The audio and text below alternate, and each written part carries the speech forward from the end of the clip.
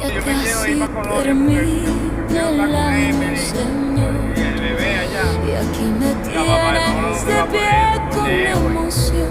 Acuérdense que su mamá No ya no todo está fue ahí. fácil, hubo dolor, pero en Entonces cada le digo a prueba Loli que se quería ir sentí con el tu papá amor. y este día en la mañana. Cerré algunas Y Loli como andaba puertas, todo despechado y abrí todo ahí, tu yo le voy a acomodar corazón. la maleta. Le dije. Aprendí que el tiempo Entonces como le lavó la tiene su ropa, le estaba metiendo una maleta razón, ahí. que ¿Qué todo estás en haciendo, la abuelita? Pues acomodando la vida ropa. No, yo no pasa me y voy. se va, Coño, pero yo tu no me voy.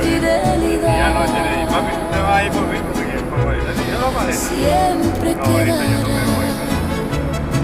Yo no puedo dejar a mi abuelita. agradecida con Dios Y a mí, por oye, lo tú te puedes quedar, bueno porque y yo lo me quedo ahorita que le malo, vaya conmigo. por cada Ay, yo me pegaba con sonrisa, la madre. por cada milagro, Es que por la lo que figura se materna que fue, está viendo él ahorita es Dolly. por lo que vemos. Claro, le dice mami. No, el cariño que le daba por lo menos al Alberto, que le da Irene. Todo. El cariño que usted le da, diferente, mano. Todo. No, abuelito, yo no me voy.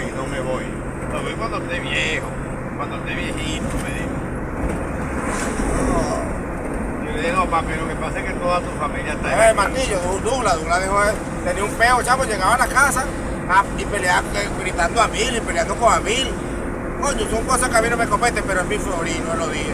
Coño, pana, parece que a mí no me... Lo que pasa es que tú puedes reprender a un muchacho, pero por algo que sea justo. Claro, no por lo injusto. No, por cosas que no son... Pues, pero mira, ven acá, eso no es trabajo de él, te lo voy a decir. Él me va a disculpar porque es su hijo, usted lo cría a su manera. Ya yo crié los míos. Pero eso no es trabajo de él. ¿Qué pasa usted? No, señor, y se lo